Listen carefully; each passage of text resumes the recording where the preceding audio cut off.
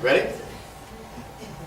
Without further ado, the name of this presentation is Professor John Searl and the SEG. Some of our information, our corporate website, searlmagnetics.com, and our information website at searlsolution.com. You can email Fernando Morris at searlmagnetics.com, and my email, verbs@comcast.net. I'd like to thank the Unarius School for allowing us this platform to share this information so that we can deliver some really cool perspectives and get your ideas on that. And so you can ask questions after the presentation, and we can work together on trying to understand what John Searl achieved and the implications of our world in the future. So my name is Jason Verbelli, and I am an independent researcher and experimenter. I like to think for myself, and I've always been interested in things that schools didn't really teach, things that aren't promoted in universities or that you can't find in libraries, stuff that is suppressed, the hidden information. Fernando Morris. I just want to let everybody know that the Searl technology is something that I've been investigating since 1995, but I became familiar with it in the early 80s. So you can imagine that it's been quite a road for us. And fortunately, over the last 2-3 years, we finally got it together to the extent that we're now taking care of business. We set up a corporation so we can proceed and to turn this into a business. Because let's face it, in order to get this technology to the people, you got to work with the economy that currently exists, and that requires time, money, and effort. That's just the way the world works these days. However, Searl Magnetics exists because of the people themselves, members, and those who have interests like Unarius. And fortunately, we cleared up a lot of the misinformation that was really clouding the issue back in the past. In fact, the technology almost got lost. But in 2003, I became personally involved with John Searl, and since then, it's been really a program of getting rid of, clearing out all that misinformation that was just holding back this technology. And it was a process of setting up the websites, getting Professor John Searl engaged in the internet and these websites and posting information. He writes a lot of books, and he still is. Currently, he's writing some chapters and books, which is available to anybody. If you go to the searlaerospace.com and go to the education sections, you'll see his current thoughts on science and technology. He covers a lot of subjects, and there's plenty of information to read there. My role is to interpret all of his, everything that he has said about the technology, interpret it into science and technology. And what I've done is a methodical process of investigating the SEG technology step by step, looking at the merits of the technology, and understand it, and then demonstrate it. And it's been a sequential process, and that's what you'll be seeing here. We're providing the proof of concept of the Searl technology, and we'll show that a little bit later. Go ahead. And one quote by Professor John Searl is that nothing is impossible except the state of your mind makes it so. And also have to address another quote, that never doubt that a small group of thoughtful, committed citizens can change the world. Indeed, it is the only thing that ever has. Margaret Mead. Who is Professor John Roy Robert Searl? He was born on May 2nd, 1932, raised in an orphanage, and was poorly treated by his foster family, beaten until he was mostly deaf. Left to think for himself, John wasn't programmed by schools. He had recurring dreams that led him to develop a different understanding of nature, math, energy, and the world at large. There were two dreams which occurred twice a year for 6 years. Dream 1 consisted of hopscotch squares, and Dream 2 consisted of a ring of fire with a calm center. Now, these two dreams led John to write volumes of booklets called The Law of Squares, which delve into everything from physics to medical science to energy, electricity, philosophy, and a whole lot more. This guy wrote volumes and volumes of books that universities should and can be studying now. So as a 14-year-old, John Searl started working for British Rewind Electric Repairs Limited in London, England. This is where he experimented with his ideas from his dreams and proved that there was more to magnets and electricity than what we are commonly taught today. The electric company is where the principles for the SEG and the Searl effect were born. John soon left the electric company and became a chemist's assistant. He was later employed at Shenley Hospital, studying histology and bacteriology. At 16, John won a 6-year grant to study neurosurgery at Cambridge. But his adoptive guardian refused to sign the paperwork which would allow that doctor in the hospital to care for him. He said, no, you're not going to do it. So John Searl's life could have been very different. He could have been a brain surgeon, we don't know. But he ended up studying electrical engineering and had many jobs over the years that correlated with electrical engineering, like electronic fitter at Midland's Electricity Board.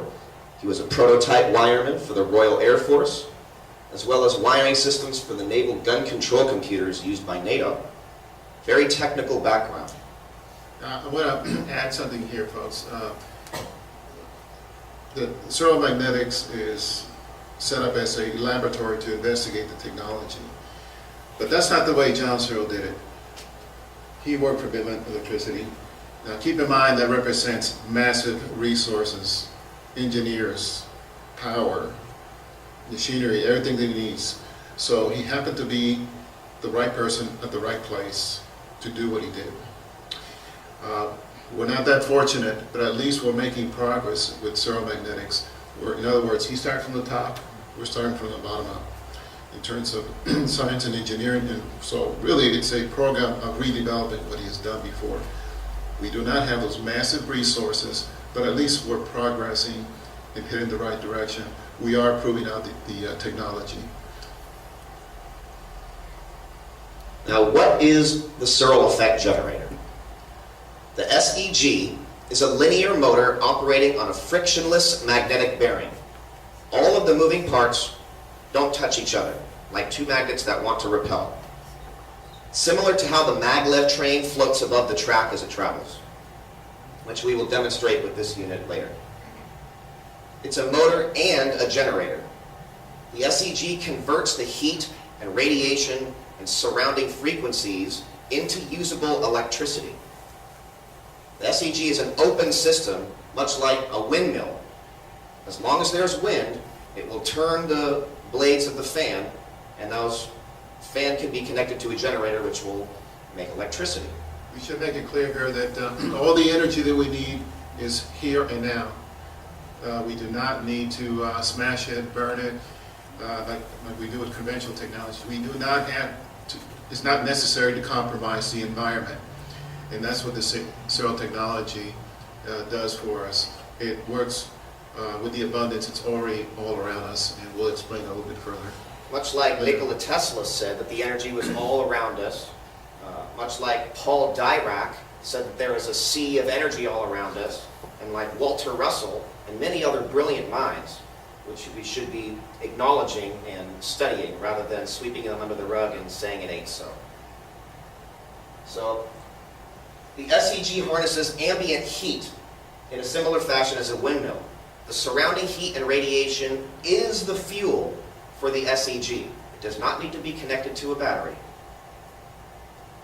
Anything above absolute zero is heat and radiation. Therefore, the SEG can convert that heat into usable electricity regardless of its environment. Now, what we see here I have an example, are these segmented rollers. There's 8 stacked on top of each other to make one complete roller. The innermost material is neodymium, which is element 60, unmagnetized, raw, unmagnetized neodymium. This acts as an electron reservoir, as he calls it, and a collector for that energy, similar to how a lake bed collects the natural rain from the environment. Now you'll notice that the large ring represents really a stator, for those who are familiar with electrical engineering, whereas the rollers represents a rotor. Except that with the SEG you have multiple rollers or rotors, in fact 12 of them. It's a unique design, and based on that information we can work with it as an engineer to develop it. The principles of engineering are inherent in this technology. It just needs to be understood and investigated, which is what we've been doing at Searl Magnetics. There's 4 materials, the first being neodymium, the innermost. The second layer, that white, is Teflon, which was originally nylon 66, he used in the 40s and 50s. The third layer is the uniquely magnetized ferrite, and these magnets act as an accelerator for the energy. The outermost layer is copper, which collects that energy and then emits it, and it distributes it to standard coils. Where I found that each layer or each material has a particular function, and when you put them all together, they work as a magnetic component to do what it does. And but then we'll talk about the electrical currents as we move on. The Searl effect generator has 3 concentric stator rings with 8 segments on each roller. 12 rollers on the first ring, 22 on the second, and 32 on the outermost. That completes a full prototype. That's what we're all focused on at this time, is to develop the 15 kilowatt version, which happens to be the smallest design that we can make using John's technique. But from there, it is scalable to 50, 500, or a megawatt. So we can see that we can address those needs for, let's say, a resort in an island, or we can scale it down to 15 kilowatts, which you see there, which is suitable for a home. What this means is that you're independent of the grid, and that's nice. You're not subject to brownouts, and you limit all the wiring, ugly wiring that's going around, and it just makes the delivery of power more dependable for everybody. There are also side effects in having one at home. It'll refresh the air. It'll kill viruses and bacteria that happen to be floating around. Dust that happens to be in the air will get charged, and because we're talking about a negative ionization process, and the floor is relatively positive, so it floats down, gets electrically driven down. So this is great for people who have asthma, and the way John also described it is that he becomes very energetic. It's very refreshing. That's the health benefit of having an SEG. I can imagine that would be great for a hospital where you want to sanitize the air, and for the patients, especially those with those who have been burned, because when you're burned, you got to fight the infections and all that. And what the SEG can do is clear the air of the bacteria and allow for a quicker recovery.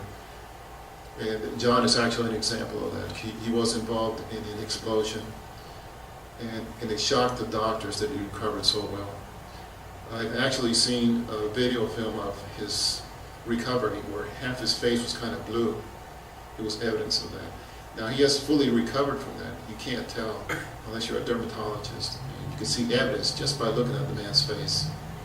So the SEG would be connected within your own home rather than you being connected to the grid. So you're completely independent. Now, what is the Searl effect? The Searl effect is based on a unique form of magnetization where specific waves are imprinted onto a material. The materials are magnetized in a way that is not practiced in today's industry and is not taught in standard electronic engineering schools. When these materials are in motion in relation to each other, the waveform begins to interact and produce electricity while converting the surrounding heat. In addition to producing electricity, the SEG gets very cold and generates a negative charge within its vicinity, as Fernando mentioned earlier. And studies show that negative ions and negative charges can kill bacteria, kill viruses, and promote a healthier environment than what we live in today. The Searl effect also includes the materials spinning without any friction or air drag. There's no friction because of the eddy currents, which prevent the parts from touching, like two magnets that want to repel. If you have copper and you have a magnet in motion next to each other, they want to repel each other. There's no air drag in the SEG prototype because the moving parts are generating such massive electric charges that it's pushing the air away from the device, generating a vacuum around itself, which prevents oxidation of those materials. So the moving parts of the SEG act as if they are in space, floating freely, which again we will demonstrate later with this unit. This is just some visualization so that you can get an idea how the magnets are interacting. Green is a magnet, that green is a magnet.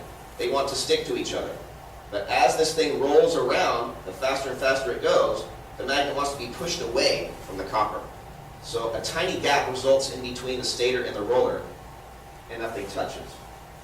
Those magnetic waves are acting like magnetic gears, keeping everything in sync, and they spin as they orbit the stator. This is the main difference between John Searl's magnets and all other known magnets, is that everybody knows magnets to have a north and a south, top and bottom, positive, negative. John Searl figured out a way to magnetize a material to put waves and complex poles onto a magnet. So in addition to there just being a north and a south, there are waves of poles imprinted onto the material, which results in very different behaviors and beneficial effects. I should add at this point that that was one of my first tasks, because I have an electrical background, is to try to prove or demonstrate this phenomena or this effect that you can develop waveforms on magnetic material. Because as we all know, magnets are just north and south. You know, simple enough. That's what the industry does. But what he was describing is waveforms on top of it. And that was hard to understand because you can't find that in any books or any references that I know of. So I had to start from scratch. I had to build my own magnetizer. Not the flash discharge that the industry uses these days, but something that uses the correct amount of forces. And gradually I started detecting evidence of it. And it took me a while, but eventually I was able to demonstrate without a doubt that yes, you can impress waveforms on magnetic or magnets. And this is what this unit is all about. In fact, this platform I built from scratch so we can scan and detect that waveform, which is evident right here. So we got a Gauss meter. Here's the sensor. The analog output goes to the oscilloscope. And we can now demonstrate and show this waveform. Is it being driven? We're turning the ring sample so that we can detect that waveform. Which I'll elaborate on later on. Physically, it's being rotated, yes. So we can scan exactly what's happening on the surface of that magnet. If that was a regular magnet, we would see a flat line. As far as we know, Searl Magnetics is the only company who is researching this process or is able to do it. So the point is that there are different ways of making magnets that are not taught, which result in very different behaviors of those magnets. And there are people and companies out there who are experimenting with multipolar magnets and coated magnets and all these really new types of sciences that have not been tapped into, studied, and it's a really revolutionary area of study. Would a segmented magnet accomplish the same thing? Yes. So you have to have these segmented magnets in this particular model. So there are major differences between Searl's technology and all conventional technology, regular motors and generators that we use today. Here are some of the differences. Contrast between uniform, coherent, or ordered technologies and more random or chaotic technologies. SEG is uniform and coherent, whereas conventional is random and chaotic. When you draw power from the SEG, or with a load, it speeds up, and the magnets start to spin faster. In a conventional generator, when you draw power from it, they want to slow down. With the SEG, the more power you draw, the colder it gets, because it's having to convert more heat to generate more power. In a conventional generator, the more energy that you draw from it, the more that they want to heat up and break. The SEG is frictionless and noiseless. No wear, no tear, no sound. None of the parts touch, nothing to make any noise. In a conventional generator, you usually have a crankshaft or a bearing or parts touching, chains, and you're going to have heat, friction, and noise. Yeah, those are the mechanical problems that have been solved with this SEG design. Yes, it looks very simple, but it's actually very sophisticated electromagnetically. And to build it requires extremely high precision, which makes it difficult to build.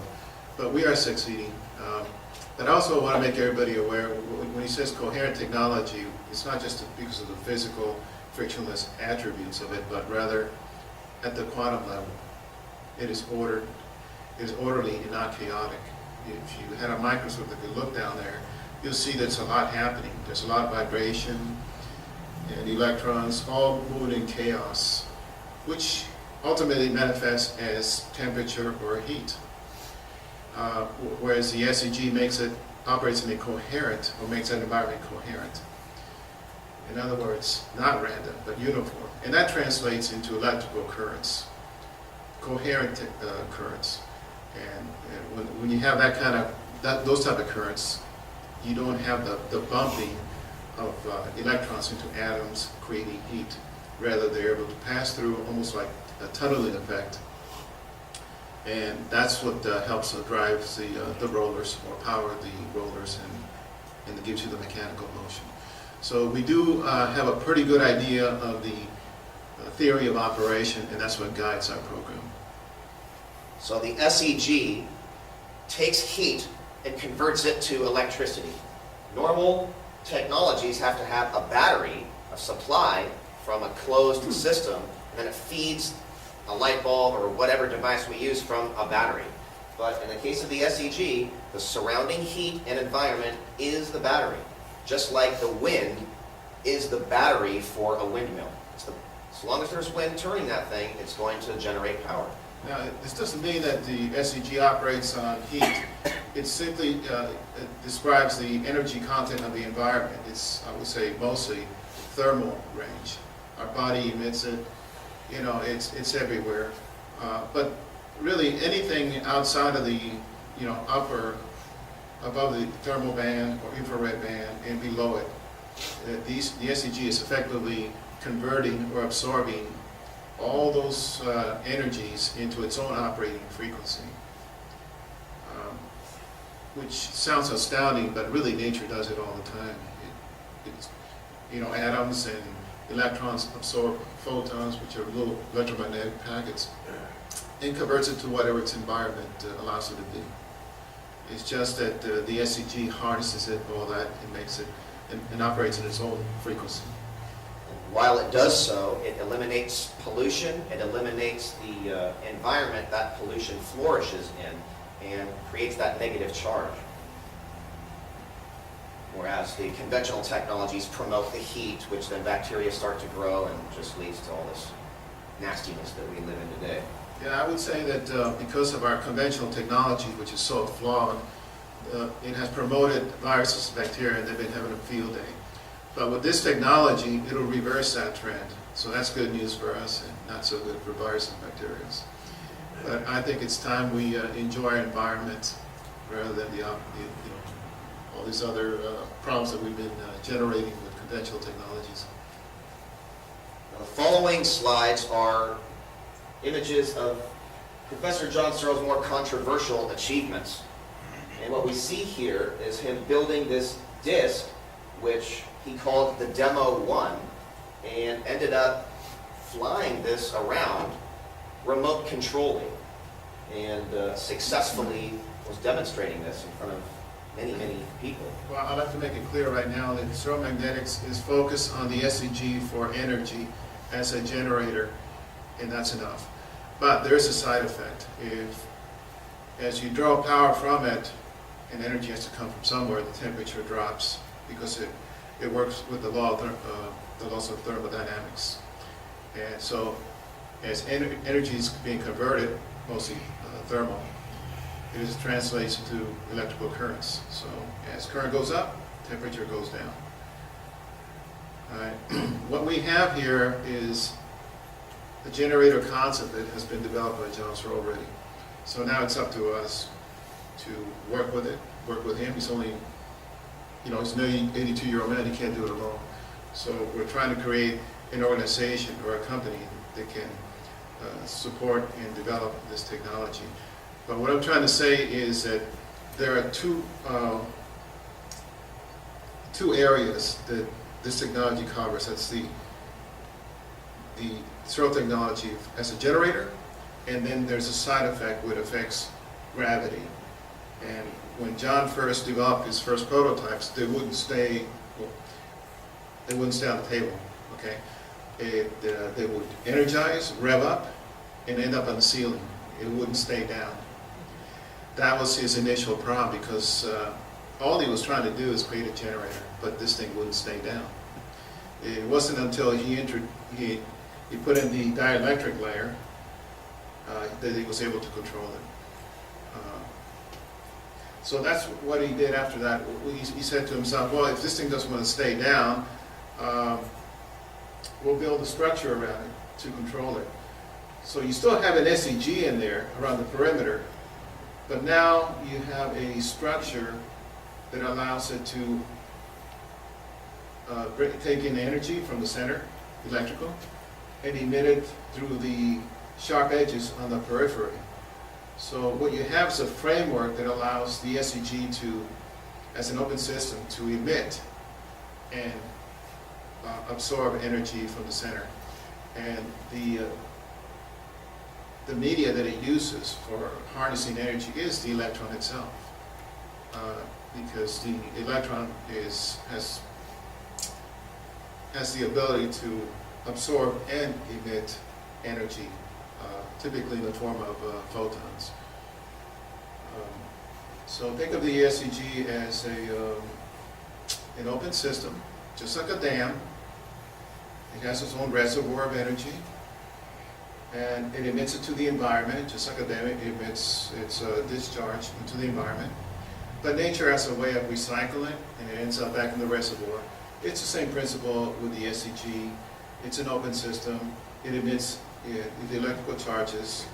The energy is diminished, but once they're introduced back to the environment, they get charged up.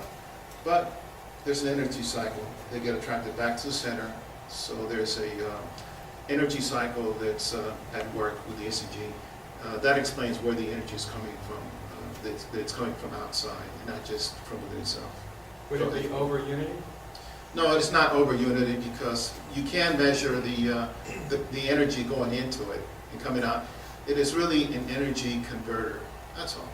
It's converting energy that's already around us. As much energy as you are drawing is as much energy as it is converting.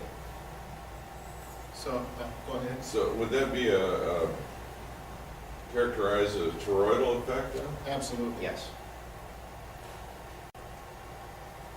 Now, here's an article showing John Searl flying his devices around, and the title says, Mr. Searl expected to offer day trips to the moon. Now, he originally had plans to build a manned craft, but never received the appropriate funding to do so. So his dreams can still become a reality if we are to get the funding necessary. But the first and foremost aspect of this technology is the energy generation part.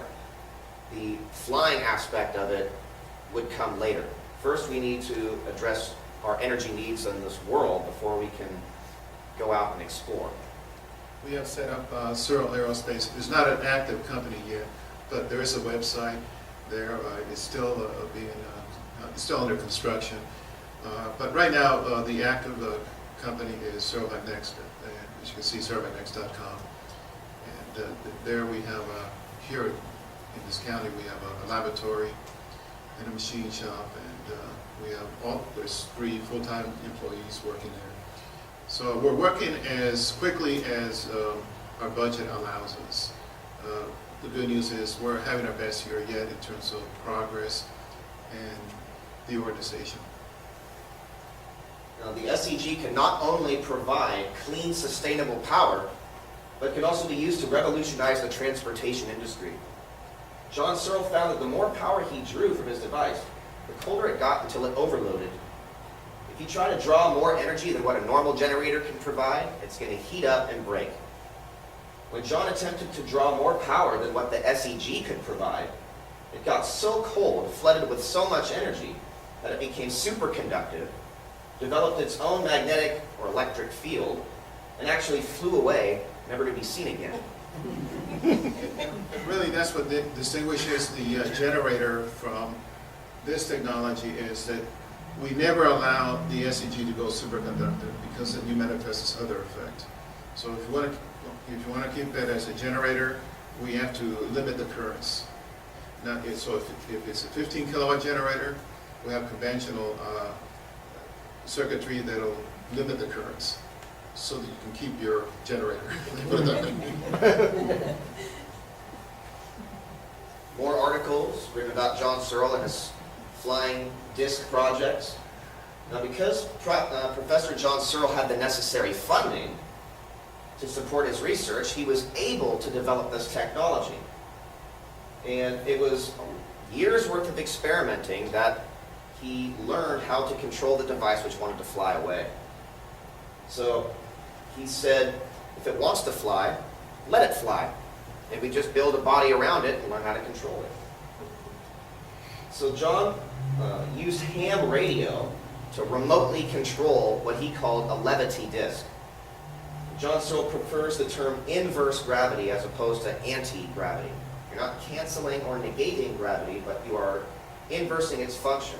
So whereas we are being pushed to the Earth currently, the Earth then pushes us away. So John was given Professor John Searl was given the honorary title of professor in Germany in the late 1960s, when he was giving all of these lectures and teaching these scientists that were attending his lectures. He impressed them so much, and they learned so much from him, they voted to give him some sort of a standard or title that would acknowledge his understanding, that it was on par with their own. So first they voted, hey, should we call him Dr. Searl? He said, no, that doesn't really qualify as a doctor. So they voted again, so let's call him Professor Searl. Okay, so he was given that honorary title. The U.S. Air Force even sent letters requesting that John Searl send his work to their Propulsion and Energy Research Department. Here's a letter from a George Eulig from the U.S. Air Force detailing that they are interested in what he called a disc-shaped type of flying craft, and at no charge to the government. If he could send all of the information to them, they'd really appreciate that. John successfully flew his inverse gravity vehicle, or IGV, in front of many witnesses, including the BBC News. The BBC ran weekly pieces on John Searl's work in progress for almost a year. These television broadcasts showed the levity disk in flight and gave updates on the work being done to build a large craft. Again, unfortunately, John Searl never received the funding necessary to pursue that very expensive venture. These are articles and pictures in the Sunday Mirror, in the Hans and Berks Gazette. Pictures were taken by John Hocknell, press write-up by Phil Sanders. The point is that there is documentation for this, and many people saw him do this, and he demonstrated this.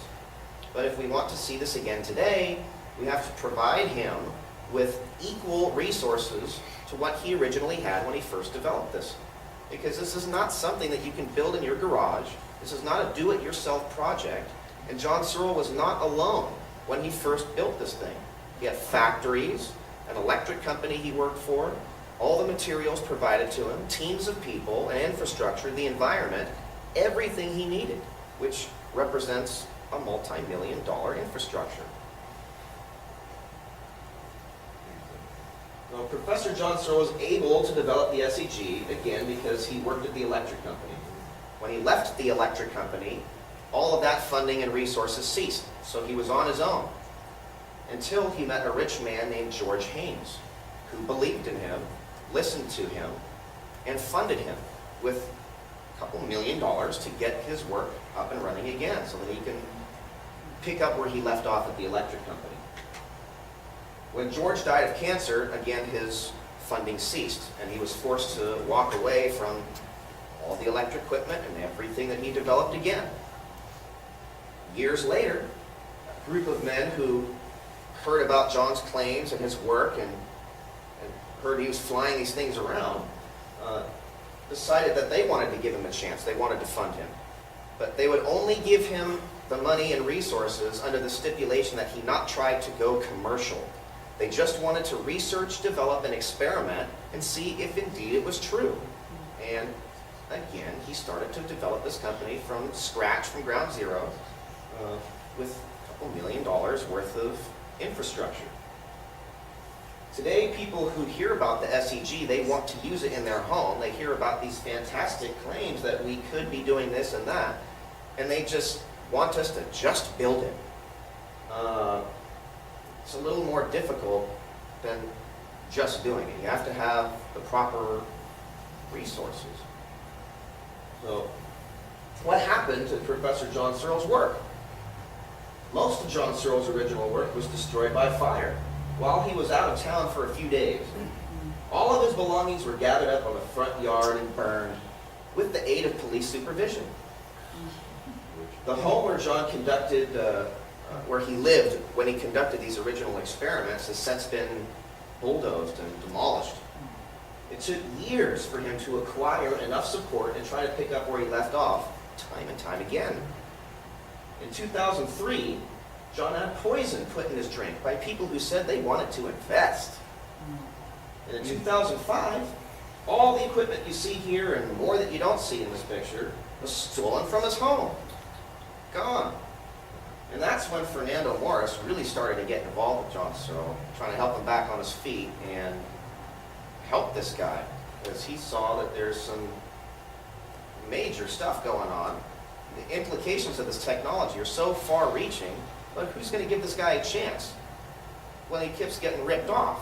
How are you going to develop the technology if you don't have the resources, and when you try to acquire it, it gets taken away time and time again? So the paradox is that people say to John, once you rebuild your technology as you did before, then I'll fund you. That's like telling a chef, bake your cake first, and then I'll give you the ingredients. You can't until you have equal to what you did to build it before.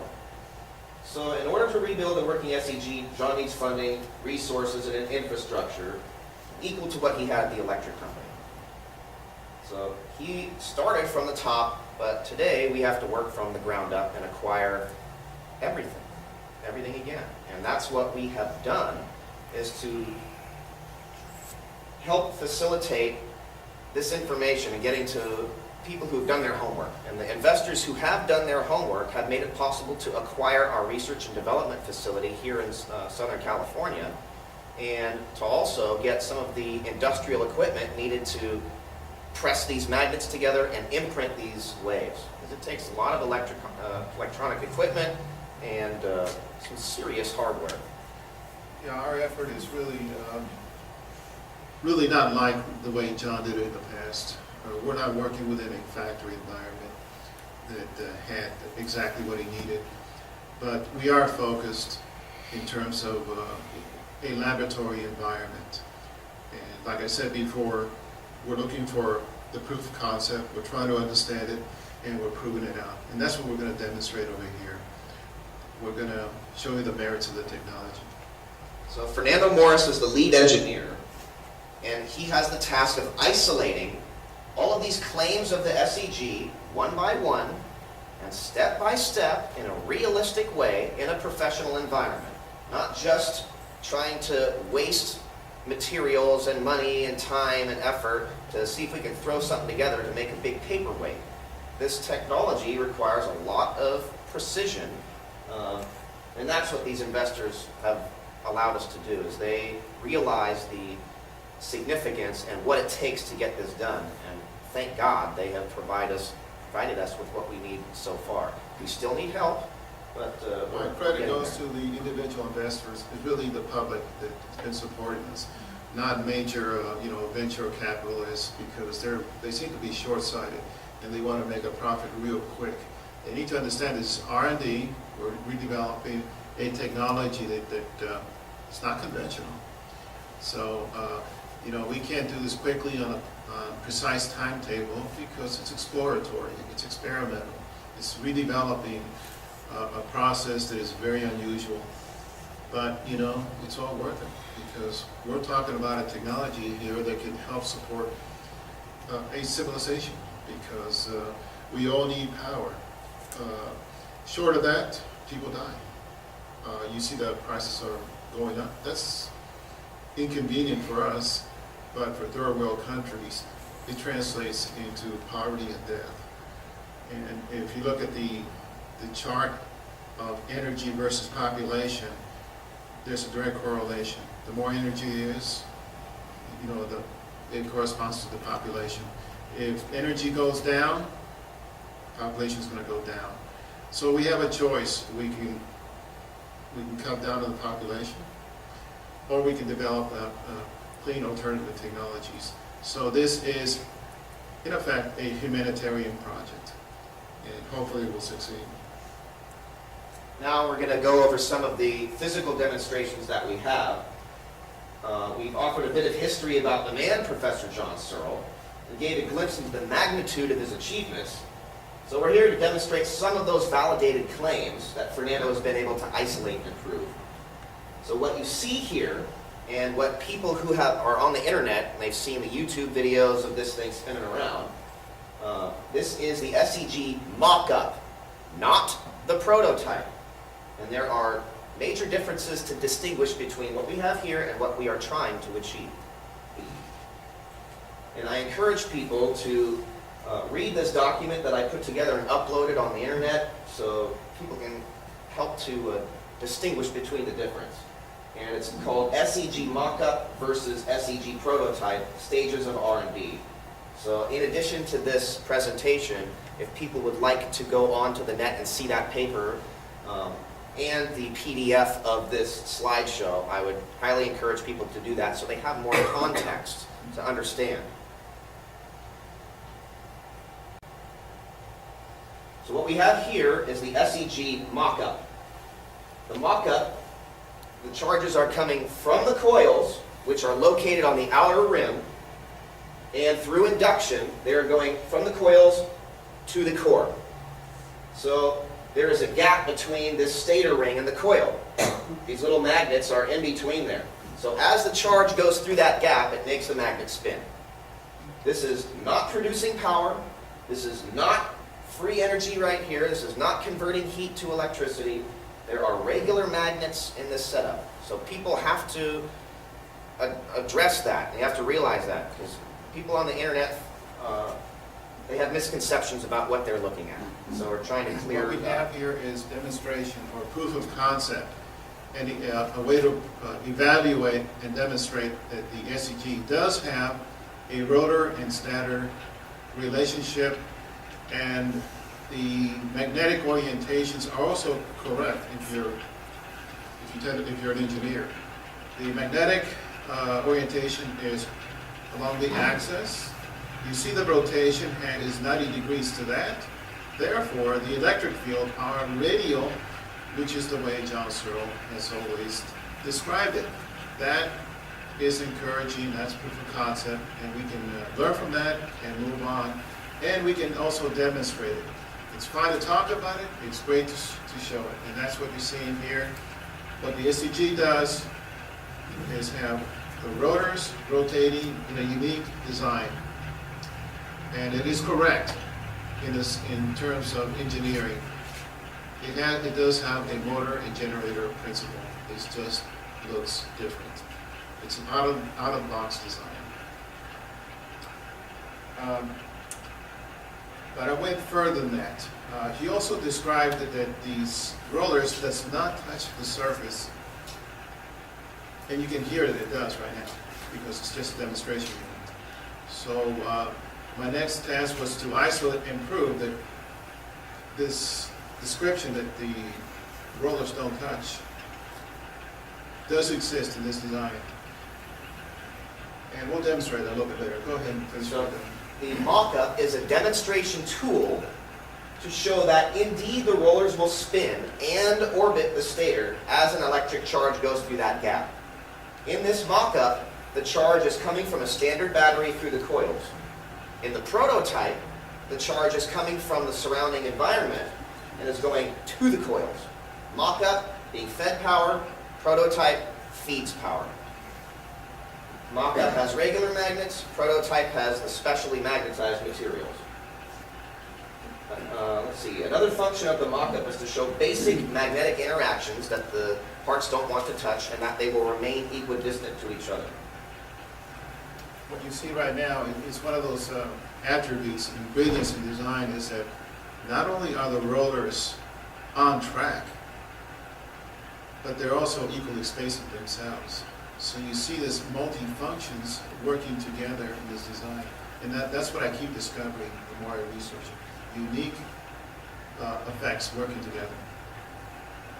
Now in this setup we have a stationary stator, and these rollers are orbiting the stationary stator. But in order to show the levitation effect of those rollers, we isolate this. So what we do is we have a spinning stator and stationary roller. So in the mock-up right there we have the stationary stator, moving roller, moving stator, stationary roller. So the faster that the copper spins, imagine if this was a roller, none of those, it can't touch. So this proves what Professor Searl always said, even before I understood it, is that these rollers will float and on the surface of the copper. It's called a magnetic bearing. That's fantastic for any generator. Imagine a motor under your hood. It doesn't need oil. No wear. That explains why he says it'll last a lifetime, to say the least. So the SEG would be a one-time purchase, and you can pass it on to your kids. Isn't that fantastic? Yeah.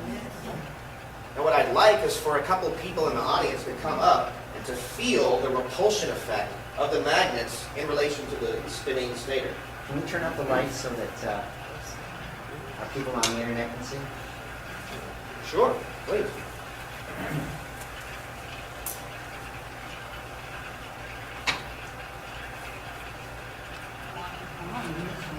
Now, if someone would like to come up. My next task was to demonstrate why would the roller spin when they're not touching anything? And it had to do with the magnetization process. There are waveforms. And what we find is that it will cause the rollers to spin. So we're proving John Searle's claim with science and technology and the principles that we already understand as an engineer. It's just that we have to understand it's a composite of many innovations. And we have to understand what's going on with this design. And what he's doing right now is placing a roller next to the rotating stator, and it's actually spinning. I'd like as many as people as possible to feel and see that. So if you'd like to get line up in a row here, you have a chance to see and feel for yourself what a magnetic bearing is all about with the Searl effect generator. Of course, the more harder you didn't push it there, the more the bulb would light up.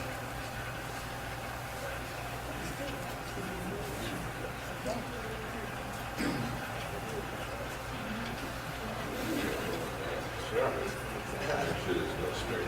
Yep, no strings attached. What people are witnessing here and feeling is proof of concept about the Searl technology. Creating a gap. So as they're spinning, they're generating current, but not much. That is very cool.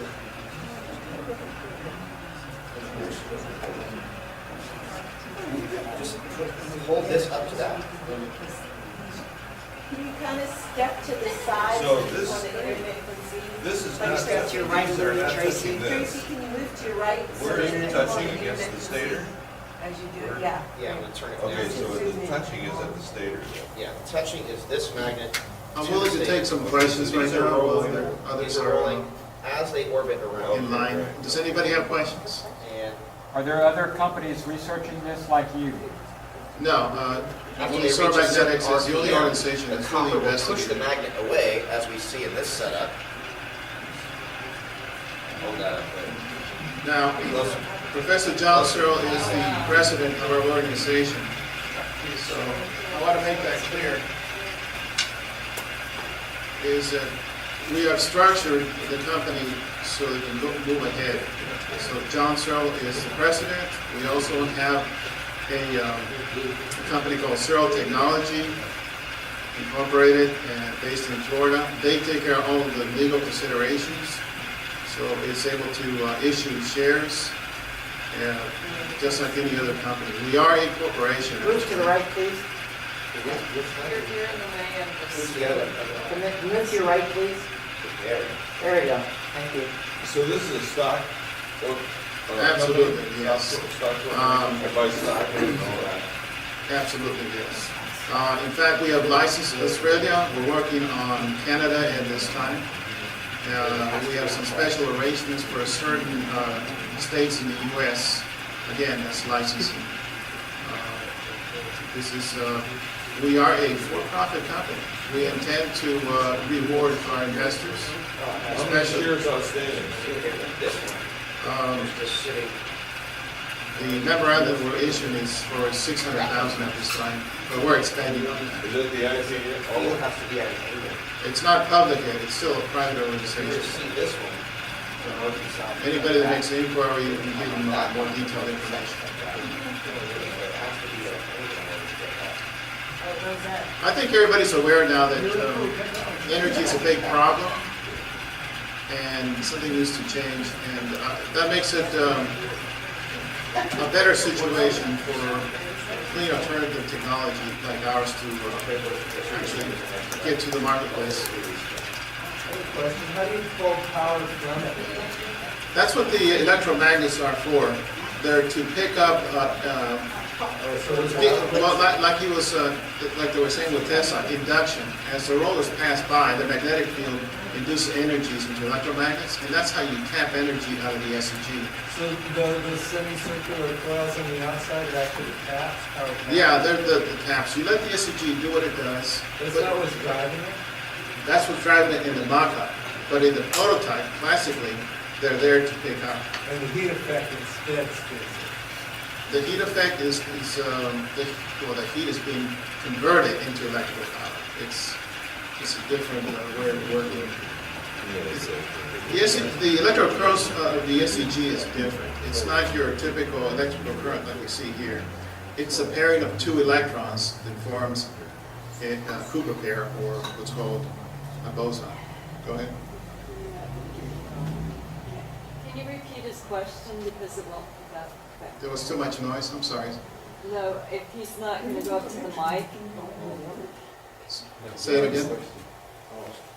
Oh, I just wondered, maybe you could repeat the question. There seem to be three rings in the actual Yeah. Y3 or Y04. You could make it 4, but John has found that 3 is the optimum. You can build 5, but then it doesn't become cost effective. it's through experimentation that he has found that 3 sets of rings or rollers will give you the optimum energy output for the time and money it took to build the first 3, the set of rings and rollers. How do the rings interrelate?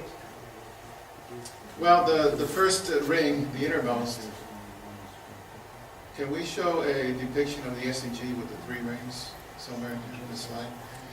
The innermost set of rings or rollers feeds the second, and the second feeds the third. So it's a series additive power.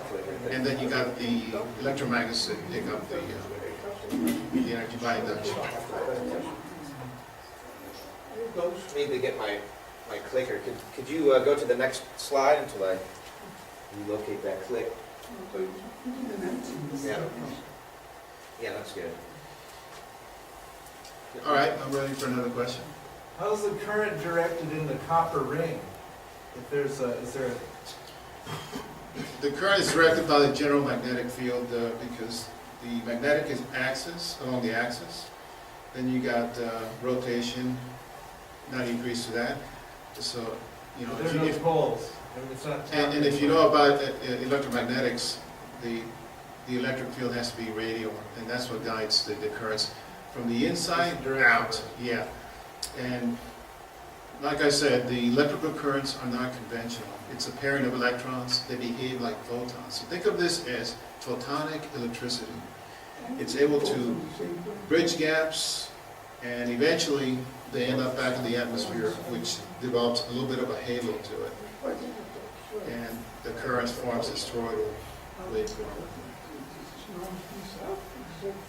Go ahead. Did the 3 different layerings of loops, did they synchronize together in the same revolution field, or were they at different relative speeds between the 3 different rings? I know that John Searl described it as the second, you can correct me, the second set of rings and rollers spin 2.5 times faster, and then the third set even faster than that. Go ahead. Is this typical of the speed of his? No, not at all. This went very What we fast. expect at an idle mode is for a prototype to operate at 2,000 RPMs. And when you draw power from it, and I know it will speed up, it has to because the currents go through the rollers. That's what causes the rollers to move. That's understood now. It will speed up. In other words, it'll instantly give you the power that you request from it. It just responds. But at the same time, the surrounding environment will cool down to compensate for the energy that you have just drawn. That's why we say it doesn't violate the law of thermodynamics. It just needs to be understood. Go ahead. What are the upper ranges that you've seen so far since you've encountered his work? The upper ranges in terms of Of the what? revolution With the mock-up, about 200 RPMs. Beyond that, it starts to develop this magnetic bearing effect and becomes somewhat unstable. So we isolate the effect with this other demonstration unit there, just to prove and better understand it. Go ahead. Yeah, there's another group of scientists who explain neodymium as having a little finger into zero-point energy. And I'm wondering if that kind of explains it. You are cooling down, you feel the cooling effect, but also some of the energy could be coming from the inside of the atoms, you know what I mean? Well, the way I understand it, the SEG utilizes the electron itself, and it has good old-fashioned energy that we can harness. We're not doing that these days. All we're doing is shoving the electrons in copper wires to make currents. But they're still operating in a random mode. There's a lot of chaos going on. You're just pushing it back and forth to give you alternating current. Whereas the SEG operates in a different mode. It pairs the electrons, it makes it coherent, and the consequence is you're not bumping into the atomic lattice and creating heating. And so you got focused electrical currents, and associated with it are the magnetic fields. It's just that the Cooper pairs disguise themselves and behave like photons. And so it's a different type of technology. That's why I call it a coherent technology. We're used to conventional technology operates in the random domain, you might say. And can we go to the next slide? We have a couple more left. Go ahead. Yep. Now, this is still a possible future. We are working hard every day to rebuild this infrastructure necessary to put together a working prototype, as Professor John Searl originally did. It takes time, money, and effort to bring something this involved to fruition. Even though Professor John Searl proved his claims to many people over the years, and himself, he never received the needed funding to turn his dreams into a commercial reality. This is where we come in today. So the guarantee that John Searl gives for his technology is that you'll have no noise, no pollution, no heat, no vibration, no consumption of Earth's oxygen, no need to carry fuel, no runways needed to take planes off, and no launching pads, since this can ascend and descend. Tomorrow's transportation is today. Research and development of Searl technology. So in 1968, this was John Searl's dream to try to bring this, revolutionize the transportation industry. And we need people's help in order to get the SEG rebuilt as it was before and bring this to the public. John Searl, the future is here and now. The man who saved tomorrow, nasty polluted world versus beautiful, clean reality that we could be living. And the sooner that we start giving John Searl the resources and other people like him the funding and attention that they deserve and that they've earned, then we can start to utilize this stuff and live it rather than just talk about it. We'll turn the page, the future is now. And this is a little image of what John Searl would like to see in the future. Now there is a DVD that was made by Bradley Lockerman, and you can visit johnsearlstory.com for information about the DVD, which details Professor John Searl's life and goes over some of the history. Actually, tonight, if they want to put in orders, we are in process of working with the manufacturer producer of that DVD, so we'll be able to get that for you here. So I've been involved with the what's known as the UFO field for a long time, and I've heard sort of similar stories, not particularly of this type of story, but almost invariably, at some time, perhaps in this fellow's childhood, he had some form of a contact with higher intelligences. Has he ever mentioned anything to you, Fernando, about what happened to him in his childhood? No, he doesn't dwell on that subject either. It's just he developed that shape because it has an electronic shape. The sharp edges allows the electrons. But he had no formal training when he came into the science. And that's why we have this technology, because he was not brainwashed with conventional education. Translated it all from his dreams, from two dreams. Yeah, what are dreams, right? So. Exactly. Yeah, well, he felt they must have meant something because they were pretty orderly. Yeah. And it guided, his search for this technology. But it all started pretty simply as. I think his question was, what is the power of 2/2? And somebody drew a square for him. Well, it looked like an empty box to him, so he felt there had to be something in there, and it all manifested after all that into a matrix that, as it turns out, describes energy in time and space. And what he saw in that, and it does explains nature's processes. He saw that we live in chaos. And he saw that energy, by transposing those figures, you can have an output that is not random.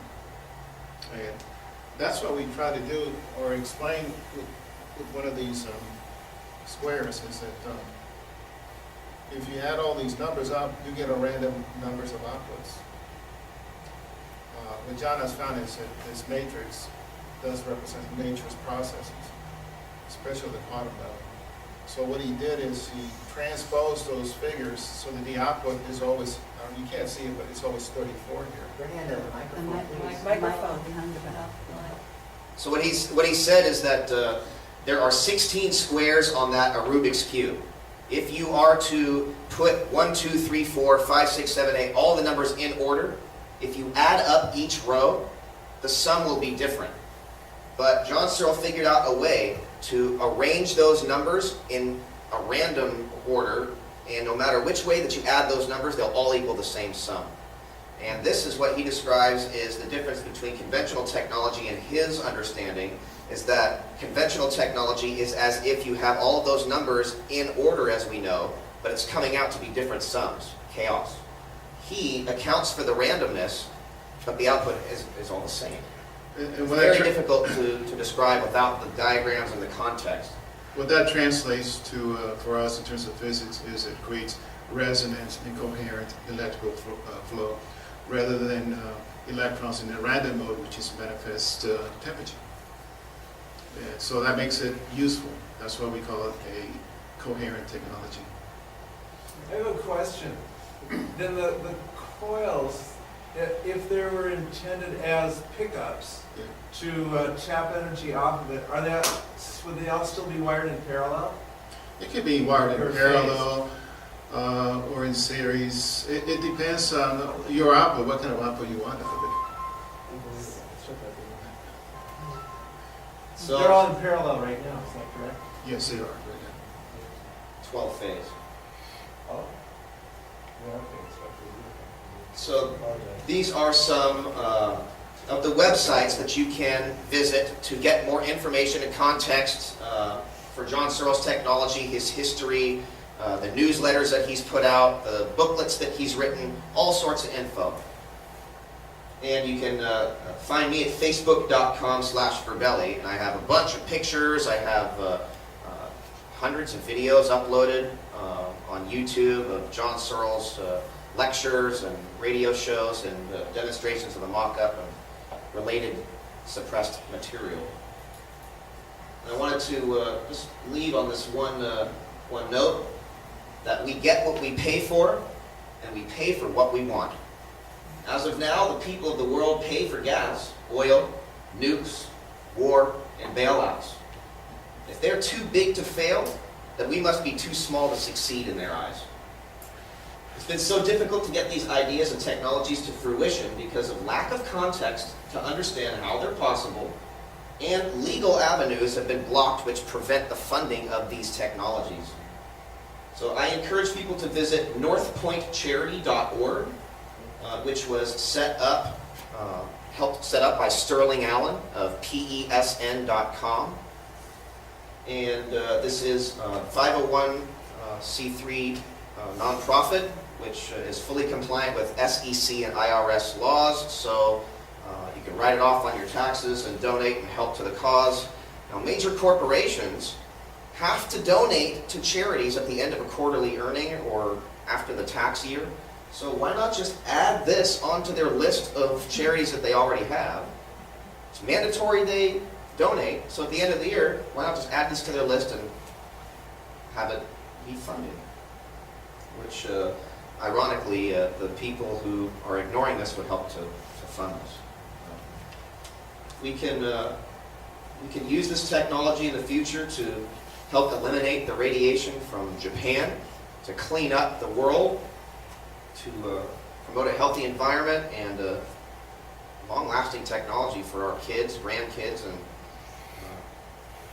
who knows how many generations down the road. So again, I'd like to thank the people in the audience, the Unarius group, and all of the people watching on the internet and a live web stream for giving us time and considering us and allowing for the platform to speak. Thank you guys so much. Thank you.